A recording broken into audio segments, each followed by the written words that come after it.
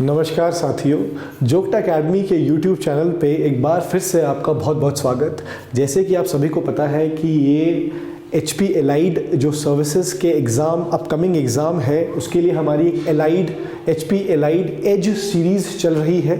तो उसी के रिगार्डिंग उसी सीरीज़ में मैं आज आपके लिए एक वीडियो लेके आया हूं जो कि है इंडियन इकोनॉमी से आने वाले पिछले वर्ष या जो पिछले एग्ज़ाम्स हुए हैं एलाइड को लेके, उसमें आने वाले इकोनॉमी के क्वेश्चंस, राइट। देखिए, इसमें मैं आज आपको इंडियन इकोनॉमी से आने वाले पिछले जो क्वेश्चंस हैं उनके बारे में अवेयर करवाऊंगा कि किस तरीके के क्वेश्चंस आते रहे हैं पहले भी, और वो एक रेफरेंस पॉइंट बनेंगे हमारे लिए, ताकि हम जो आगे इकोनॉमी के क्वेश्चंस को यानी जो प्रैक्टिस MCQs को जो हम करेंगे वो उसमें आपकी हेल्प करेंगे। तो आज जो इकोनॉमी के PYQs है, प्रीवियस ईयर क्वेश्चंस है, उनको हम एनालाइज करेंगे, जिससे हमको एक रेफरेंस पॉइंट मिलेगा कि आगे हमको इकोनॉमी को कैसे प्रिपेयर करना है, या किन क्वेश्चंस के या किन क्वेश्चंस पे ज़्यादा फोकस करना है, या किन टॉपिक्स पे ज़्यादा हमें फोकस करना है। तो and just a small announcement to make, जैसे कि यू नो कि हमारा HP एलाइड और NT का बैच है वो रनिंग है, तो आप उसमें एनरोल हो सकते हैं। फ्री डेमो क्लासेस में अपने आप को रजिस्टर करवा सकते हैं, राइट। और HAS के लिए 2025 के HAS के लिए जो अभी अपकमिंग जो रनिंग बैच है वो भी चल रहा है, तो आप उसमें भी एनरोल हो सकते हैं और अपनी तैयारी को सही और नई दिशा में लेके जा सकते हैं। तो चलिए शुरू करते हैं आज की video. The very first question is, which 5-year plan in India has recorded the largest gap in terms of growth rate between the services sector and the industrial sector. ये जैसे कि मैंने आपको स्टार्टिंग में बताया था, ये प्रीवियस ईयर में जो क्वेश्चंस पूछे गए हैं इकोनॉमी सेक्शन से, उसको हम एनालाइज कर रहे हैं। तो ये क्वेश्चन है कि कौन से 5-year प्लान में जो लार्जेस्ट गैप था वो रिकॉर्ड हुआ था, किसके बीच, सर्विसेज सेक्टर के बीच और इंडस्ट्रियल सेक्टर के बीच। सो बहुत ही बेसिक सी अंडरस्टैंडिंग है इकोनॉमी को लेके कि economy as a whole divided है सर 3 सेक्टर्स में। जैसे आप देखेंगे, एक आपका प्राइमरी सेक्टर होता है जी, और एक सेकेंडरी होता है जी, और एक टर्शरी होता है जी, राइट। टर्शरी सेक्टर होता है जी, secondary sector, primary, secondary and tertiary. तो यहाँ पे पूछा गया है, सर्विसेज सेक्टर को हम प्रिसाइजली बोलते हैं tertiary sector. So service sector का मतलब है टर्शरी सेक्टर, और इंडस्ट्रियल सेक्टर रेफर किया जाता है सर सेकेंडरी सेक्टर को। तो इनके बीच जो गैप है वो सबसे ज़्यादा कौन से 5-year प्लान में रिकॉर्ड किया गया था, तो ये आपसे पूछा गया है। तो इसका आंसर होगा सर 9th, राइट, 9th। देखिए, जैसे कि आप सभी को पता होगा, इकोनॉमिक प्लानिंग हमारी इकोनॉमी का बहुत ही महत्वपूर्ण पार्ट रहा है। सो द पॉइंट इज, जो 5-year प्लान्स है वो पार्ट है बहुत इंपॉर्टेंट किसके, economic planning, overall economic planning के इंडिया में। तो सर 5-year प्लान्स जो है वो एक फेवरेट एरिया बन के आता है प्रीलिम्स के लिए एज वेल एज मेंस के लिए भी। अगर मेंस के लिए बहुत कम क्वेश्चंस आपको देखने को मिलेंगे 5-year प्लान से, उसका कारण ये है कि जो लास्ट 5-year प्लान था आपका, जो 12th 5-year प्लान था, वो अब एक्सपायर हो चुका है। 12th 5-year प्लान की जो ड्यूरेशन थी, that was from 2012 to 2017, it has now been expired। तो हमारी इकोनॉमिक प्लानिंग अब दूसरे टर्म्स पे हो रही है, राइट। तो अब 5-year प्लान डिसकंटिन्यू हो गए हैं। तो ये मेंस में तो फिर भी इतना ज़्यादा इसका रेलेवेंस नहीं होता है, बट येस, प्रीलिम्स के लिए आज तक ये जो भी एग्ज़ाम्स कंडक्ट करवाए जाते हैं उसमें ये एक बहुत ही फेवरेट एरिया रहता है। तो आप 5-year प्लान्स को अच्छे से करके जाएंगे। देखिए, 5-year प्लान्स में पढ़ना क्या है, राइट। तो 5-year प्लान्स में आपको ये चीज़ पढ़नी है, तो you can take a note of this and take a screenshot of this, that you should be aware of the period of the 5-year plan. 5-year plans के पीरियड, जैसे पहला 5-year प्लान 51 से 56, फिर 56 से 61, 61 से 65, फिर आप देखेंगे उसके बाद 61 से 66, फिर उसके बाद प्लान हॉलीडेज कब कब आई थी, 66 से 67, 67 से 68, 68 से 69, राइट। तो ये आपने ध्यान रखना है। तो जैसे यहाँ पे ये जो आप देख पा रहे हैं, 66 से 69 के पीरियड को हम बोलते हैं प्लान हॉलीडे, राइट। यहाँ पे एनुअल प्लान्स आए थे, इसको हम प्लान हॉलीडे कहते हैं। तो इस तरीके के क्वेश्चंस यहाँ से निकल के आते हैं। अच्छा ठीक है, तो आपको एक तो टाइम पीरियड ध्यान में रखना है जी, और दूसरा आपको एक चीज़ और ध्यान में रखनी है, इसके ऑब्जेक्टिव क्या थे। यानी जैसे फर्स्ट 5 ईयर प्लान जो आप देखेंगे उसका फोकस था ओवरऑल डेवलपमेंट ऑफ एग्रीकल्चर पे, ठीक। सेकेंड 5 ईयर प्लान का फोकस हो गया रैपिड इंडस्ट्रियलाइजेशन पे, ठीक है जी, इंडस्ट्रियल डेवलपमेंट पे। तो आपको इनके ऑब्जेक्टिव्स और पीरियड्स ज़रूर याद करके जाने हैं, ठीक है जी। तो आप इसका स्क्रीनशॉट लेके आप इसको बाद में it can be very useful for you. Okay, now coming on to the next PYQ. Which one of the following indices are now used by Reserve Bank of India to measure the rate of inflation in India? Right? So बड़ा ही basic question है sir. तो rate of inflation means महंगाई, right? तो महंगाई को देखने के लिए, यानी महंगाई को मेजर करने के लिए जो रिजर्व बैंक ऑफ इंडिया है वो किस इंडेक्स को, राइट, किस इंडेक्स को यूज करता है वो आपसे पूछा गया है। तो यहाँ पे सर इंडेक्स आप देखेंगे न्यूज में भी कई बार आता है, इंडेक्स का नाम है कंज्यूमर प्राइस इंडेक्स, राइट। तो कंज्यूमर प्राइस इंडेक्स है जिसको रेफरेंस पॉइंट लेते हुए reserve Bank of India inflation यानी जो महंगाई है, प्रेवलेंट जो इन्फ्लेशन है उसके बारे में पता लगाता है, ठीक है जी। तो इसका आंसर रहेगा सीपीआई सर। अब देखेंगे सर दो तरीके के दो महत्वपूर्ण इंडिसेस है जिनका use Reserve Bank of India करता है to get an idea about the existing inflation, महंगाई। तो एक तो मैंने आपको बता दिया है सीपीआई। तो सीपीआई आरबीआई को हेल्प करता है कि जो कंज्यूमर्स है यानी हम जो कंज्यूमर्स होते हैं उनको महंगाई का कितना फर्क पड़ रहा है वो इंडिकेट होता है सीपीआई से। So CPI indicates the effect of the inflation on the consumers, ठीक है जी। फिर आता है आपका WPI, होलसेल प्राइस इंडेक्स। देखिए होलसेल प्राइस इंडेक्स पता लगाता है महंगाई होलसेल प्राइसेस पे कितनी बढ़ गई है, राइट। तो इसमें फर्क रहता है, सीपीआई टारगेट्स और सीपीआई ट्रैक्स द प्राइजेस और the shift in the prices for the consumers. और होलसेल प्राइस पे जैसे processed goods, processed foods, cement, iron bars, right, इनमें कितना प्राइस बढ़ा है होलसेल प्राइस उसको ट्रैक करता है WPI। तो ये है सीपीआई और WPI में फर्क, जो दोनों ही है, दोनों का यूज होता है इन्फ्लेशन को मेजर करने में, पर दोनों का यूज अलग अलग है। ये कंज्यूमर्स के लिए इन्फ्लेशन कितनी बढ़ गई है या कम हो गई है, और होलसेल प्राइस पे वो कितनी कम या ज्यादा हो गई है वो हमें मिलता है WPI से, राइट। तो नेक्स्ट क्वेश्चन देखते हैं जी।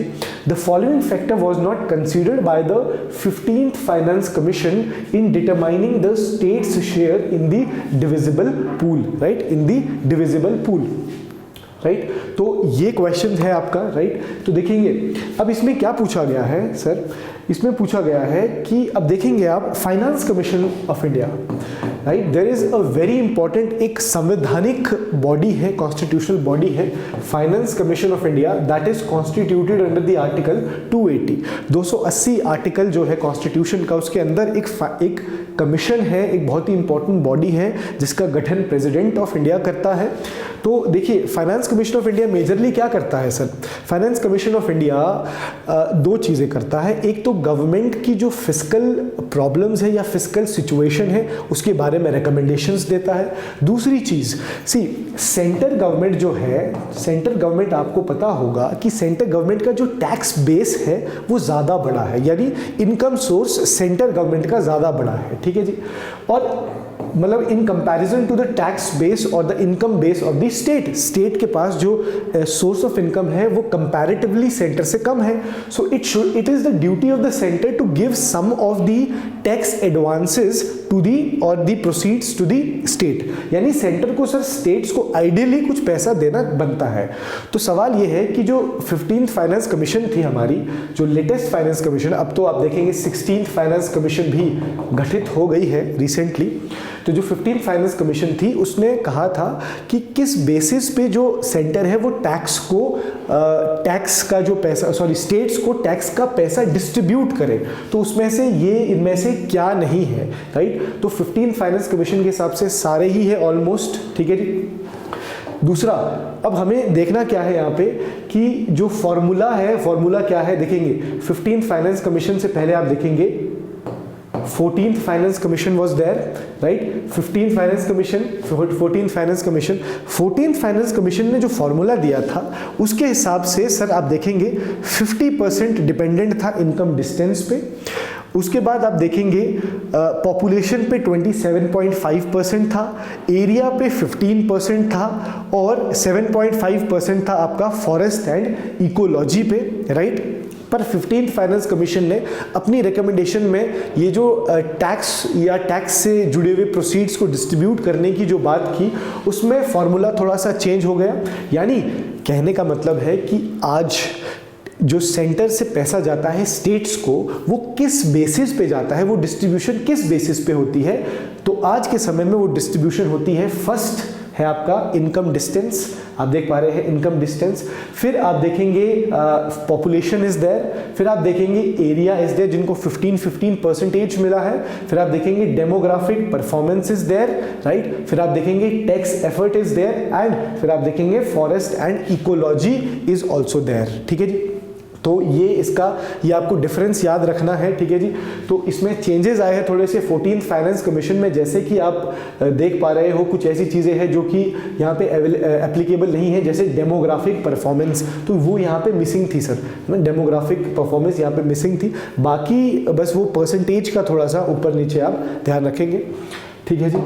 ओके, देन फाइनेंस कमीशन के बारे में थोड़ी सी इंफॉर्मेशन, जस्ट ग्लिम्स। आप देखेंगे फर्स्ट फाइनेंस कमीशन सर 52 से 57 के बीच गठित हुई थी, जिसके चेयरमैन थे केसी नियोगी। ये बहुत ही ट्रिवियल क्वेश्चंस है जो कि पूछे जाते हैं। फिर सेकंड फाइनेंस कमीशन के संतनम जिसके हेड थे। तो करंट अभी आप देख रहे हैं 2026 तक 15th फाइनेंस कमीशन की रिकमेंडेशंस है सर। तो अभी जो आपको एक चीज़ यहाँ पे ऐड मैं कर रहा हूँ वो है 16th finance commission. 16th finance commission को ये कहा गया है, 16th फाइनेंस कमीशन गठित हो गई है और इसके पहली बात जो हेड रहेंगे, चेयरपर्सन रहेंगे, जैसे आप देख पा रहे हो 15th फाइनेंस कमीशन के चेयरपर्सन एनके सिंह जी थे। तो अभी 16th फाइनेंस कमीशन की चेयरपर्सन है दी एक्स सीईओ और the former CEO of NITI Aayog, जिनका नाम है अरविंद पनगड़िया। अरविंद पनगड़िया। तो Arvind Panagariya will be the chairperson of the 16th finance commission. एक तो ये चीज़ आप याद रखेंगे। और 16th फाइनेंस, क्योंकि अभी 15th फाइनेंस कमीशन की रिकमेंडेशंस लागू है, तो 2026 से आप आगे जाके देखेंगे लगभग 5 साल तक 2031 तक लागू होगी 16th फाइनेंस कमीशन जो रिकमेंडेशन देगा, ठीक है। तो ये भी आपको ज़रूर ऐड करना है। चलिए नेक्स्ट PYQ की तरफ चलते हैं। What is the purpose of setting up of the small financial banks in India? ये एक सवाल है स्मॉल फाइनेंशियल बैंक को लेकर। फर्स्ट है to supply credit to small banks, it is correct. To supply credit to small and marginal farmers, it is again correct. Then to encourage young entrepreneurs to set up business particularly in the rural areas, है ना, rural में, right. तो इसमें इसका answer जो है वो 1 2 3 ही है, राइट। तो देखेंगे ये क्या है। अब ये क्वेश्चन कहाँ से आता है सर? ये क्वेश्चन आता है बैंकिंग के चैप्टर से, राइट। सो इकोनॉमी में it is very important to pick some of the facts from the banking जो आपका चैप्टर है। देखिए बैंकिंग में आप देखेंगे बैंक्स को डिवाइड हम करते हैं यूजुअली दो तरीके के बैंक्स आपके पास होते हैं। एक आपके होते हैं कमर्शियल बैंक्स, एक होते हैं सर कोऑपरेटिव बैंक्स, ठीक है जी। फिर कमर्शियल बैंक्स को भी हम डिवाइड फर्दर कर सकते हैं शेड्यूल्ड में, नॉन शेड्यूल्ड में, राइट। फिर शेड्यूल्ड बैंक के भी बहुत सारे आगे बैंक्स होते हैं, ठीक। जैसे पब्लिक सेक्टर बैंक्स आपने सुने होंगे, जो गवर्नमेंट बैंक्स होते हैं जिसमें गवर्नमेंट की एटलीस्ट 51% शेयर होती है। Then you have the private banks where the 51% of the shares are with the private players या प्राइवेट जो इंडिविजुअल्स है या कंपनीज है उनके हाथों में होते हैं। फिर फॉरेन बैंक्स भी होते हैं। फिर एक बैंक का टाइप होता है सर, आप ध्यान देंगे, वो है डिफरेंशियल बैंक्स, ठीक है जी। ये डिफरेंशियल बैंक्स क्यों बने हैं सर? देखिए डिफरेंशियल एक दो चीज़ें मैं आपको इसमें बताऊंगा। डिफरेंशियल बैंक्स सर याद रखना है, डिफरेंशियल बैंक्स बनाए गए थे, एक बहुत ही महत्वपूर्ण एक कमेटी बनी थी 2012 और 13 में। कमेटी का नाम था नचिकेत मोर कमेटी, नचिकेत मोर कमेटी, नचिकेत मोर कमेटी, इस कमेटी ने रिकमेंडेशन दी थी कि देखेंगे जैसे पब्लिक बैंक है, प्राइवेट बैंक है, फाइनेंशियल बैंक, सॉरी ये आपके फॉरेन बैंक्स है सर, ये तो पूरे हर जगह सर्व कर रहे हैं, ये रूरल एरिया में भी सर्व कर रहे हैं, ये अर्बन एरिया में भी सर्व कर रहे हैं, ये रूरल लोगों को भी सर्व कर रहे हैं, अर्बन एरिया को भी सर्व कर रहे हैं, राइट। पर हमें कोई कुछ ऐसे बैंक की ज़रूरत थी जो बैंक्स पर्टिकुलरली टारगेट कस्टमर्स को टारगेट करे, स्पेसिफिक कस्टमर्स को टारगेट करे, स्पेसिफिक एरियाज में अपने ऑपरेशंस चलाए, और ऐसे लोग सर जो बहुत ही दूर है बैंकिंग से, यानी जो अनसर्व्ड लोग हैं, राइट, जो हम बात करते हैं फाइनेंशियल इंक्लूजन की, वो इंश्योर हो सके। लोग ऐसे जो लोग हैं जो अनसर्व्ड है, यानी जिनके बैंकिंग अकाउंट्स नहीं है, फार्मर्स है, एग्रीकल्चरलिस्ट्स है, छोटे छोटे मर्चेंट्स है, राइट, आर्टिसंस है, कारपेंटर्स है, मेसोन्स है, ये सारे जो लोग हैं इनके बैंक अकाउंट खुल पाए, बैंक इन तक पहुंच पाए। इसीलिए कॉन्सेप्ट आया था डिफरेंशियल बैंक का, जो कि नचिकेत मोर कमेटी की रिकमेंडेशंस पे आया था। तो उसी में आप देखेंगे दो तरीके के आपके पास जो रिसेंट जो डिफरेंशियल बैंक्स हैं उनके नाम है, एक है सर पेमेंट बैंक्स, और दूसरा आप देखेंगे दूसरे हैं आपके स्मॉल फाइनेंशियल बैंक्स या small financial banks, small financial bank. Sir एक तो ये क्वेश्चन देखेंगे आपकी पिछले बार जो एलाइड हुआ था उसमें भी आया था, और दूसरा ये रीसेंट, इसका रेलेवेंस रिसेंटली भी है। व्हाई? बिकॉज अभी आप न्यूज़ में देख पा रहे होंगे कि कुछ कंप्लायंस इशू हुए थे पेटीएम को लेके। पेटीएम है, जो पेटीएम आप देखेंगे क्या है सर, एक पेमेंट बैंक है। तो पेटीएम को रिप्रिमांड किया गया था रिजर्व बैंक ऑफ इंडिया द्वारा। रिजर्व बैंक ऑफ इंडिया ने नोटिफाई किया था कि जो पेटीएम है वो 29 फरवरी 2024 के बाद डिपॉजिट नहीं ले पाएगा, ठीक है जी। तो इसलिए भी ये न्यूज़ में है, तो और ज़्यादा चांसेस बन जाते हैं यहाँ से क्वेश्चन निकलने के। तो मैंने आपको कहा कि दो तरीके के मेजर डिफरेंशियल बैंक्स आप देखेंगे। वैसे डिफरेंशियल बैंक्स में रीजनल रूरल बैंक्स भी आते हैं, लोकल एरिया बैंक्स भी आते हैं, पर यहाँ पे हमारा फोकस है पेमेंट बैंक और स्मॉल फाइनेंशियल बैंक में। तो इसमें आप देखेंगे ये कार्डिनल डिफरेंसेस जो है, जो फ़र्क आप समझ पा रहे हो, जैसे पेमेंट बैंक्स है, जैसे आप देखेंगे इंडिया में बहुत सारे पेमेंट बैंक्स हैं सर। जैसे एक तो यही हो गया जी पेटीएम पेमेंट बैंक है, एयरटेल पेमेंट बैंक है, और सरकार का अपना भी एक पेमेंट बैंक है जिसका नाम है India post payment bank, right. तो ऐसे 5-6 करके पेमेंट बैंक्स हैं, और फिर दूसरे हैं स्मॉल फाइनेंशियल बैंक्स। देखिए पहले तो मैं आपको बताऊंगा दोनों में सिमिलैरिटी क्या है। सिमिलैरिटी ये है सर, दोनों मैंने अभी आपको बताया डिफरेंशियल बैंक्स हैं, राइट। और डिफरेंशियल बैंक होने का मतलब क्या है, इनके टारगेट कस्टमर्स हैं, राइट, इनकी टारगेट ब्रांचेस हैं, राइट, इनकी टारगेट कस्टमर्स है। टारगेट कस्टमर कौन है सर, छोटे छोटे स्मॉल बिजनेसेस वाले, स्मॉल जो इनकम ग्रुप्स है उनके लिए ये काम करते हैं, राइट। अच्छा, ये तो होगी सिमिलैरिटी। अब फर्क क्या है देखेंगे आप कि जो पेमेंट बैंक्स है सर, देखेंगे आप वो क्रेडिट नहीं दे सकते, राइट, क्रेडिट नहीं दे पाते वो, यानी लोन्स आपको नहीं दे पाते हैं। वो आपको डेबिट कार्ड इशू कर सकते हैं पेटीएम बैंक्स, पर आपको वो क्रेडिट कार्ड इशू नहीं कर सकते, जहां पे small financial bank credit card भी इशू करते हैं और जो डेबिट कार्ड है वो भी इशू करते हैं। दूसरा जो मिनिमम कैपिटल रिक्वायरमेंट है वो 100 CR है, यहाँ भी वो कितना है 100 CR है, राइट। बाकी तो इसमें ज़्यादा डिफरेंस है नहीं। दूसरा सर, इनकी आपको ब्रांचेस नहीं देखने को मिलेगी, इनके छोटे छोटे जो जैसे पॉइंट ऑफ सेल्स जो मशीन्स होती है, राइट, तो वैसे इनके आप देखेंगे वो स्कैनर्स जो है, राइट, जो कोड्स है वो होंगे, पर इनकी आप देखेंगे वो नहीं कर पाते। अब देखेंगे आप ये जो यहाँ पे लिखा है ऑफर क्रेडिट कार्ड, अब इसका क्या मतलब है, वो क्रेडिट कार्ड अपने बेसिस पे नहीं दे सकते। जैसे for example you have Paytm bank.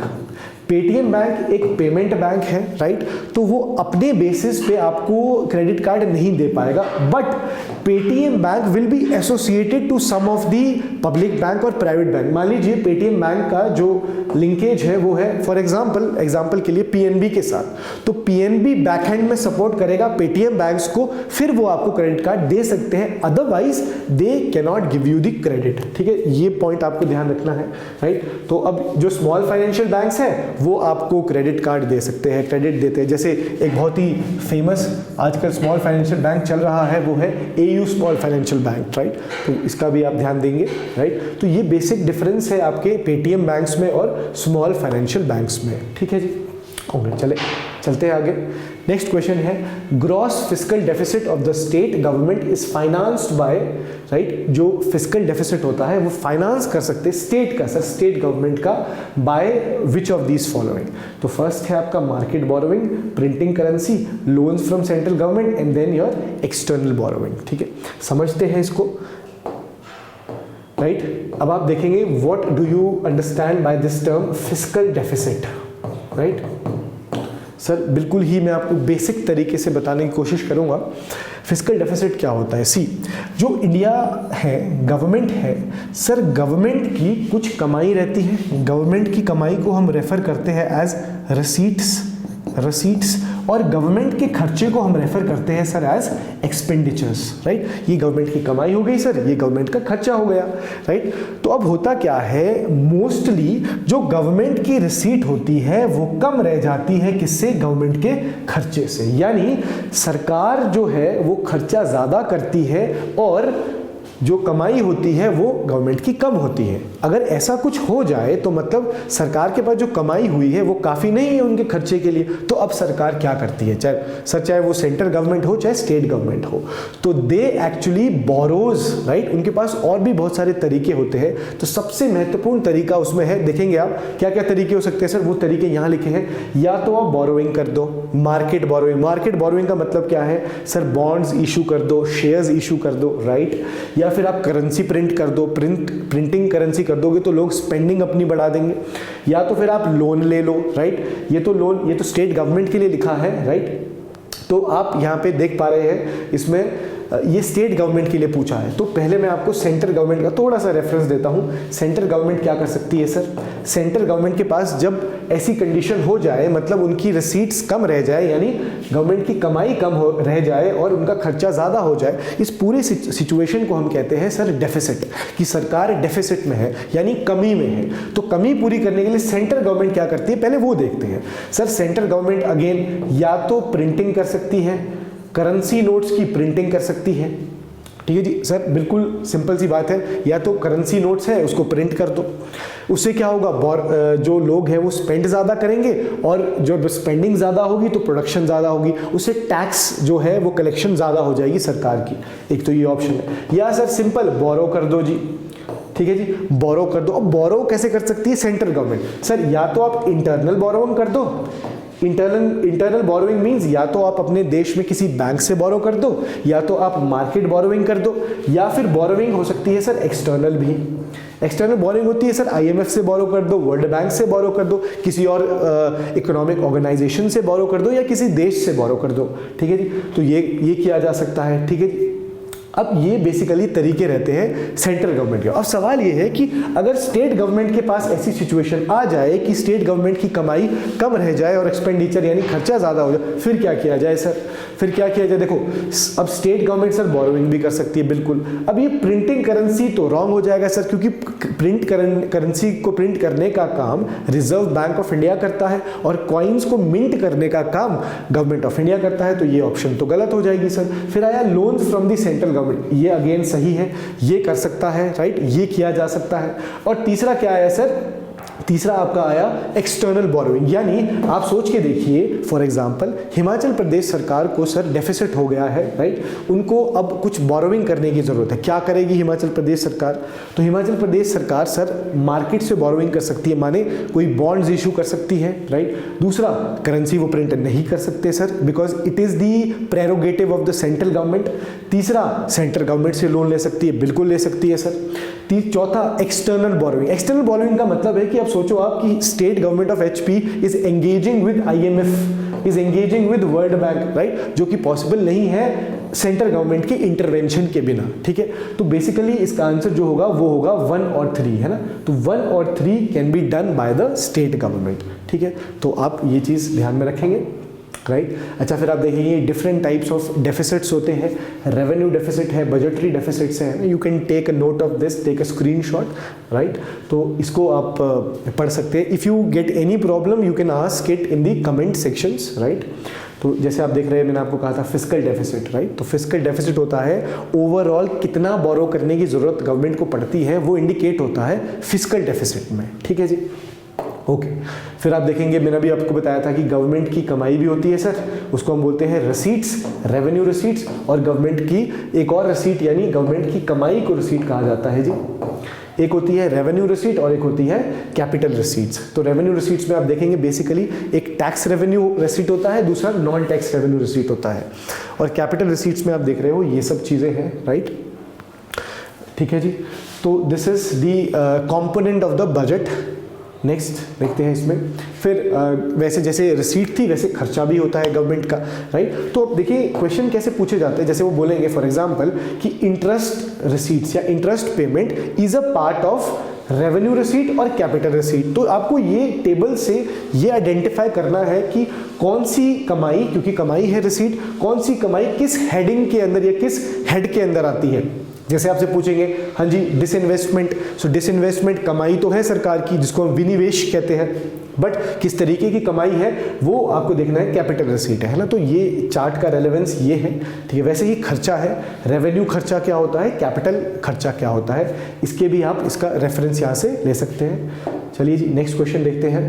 What are the most likely advantages of implementing the GST यानी गुड्स एंड सर्विसेज टैक्स को इम्प्लीमेंट करने का क्या एडवांटेजेस हैं।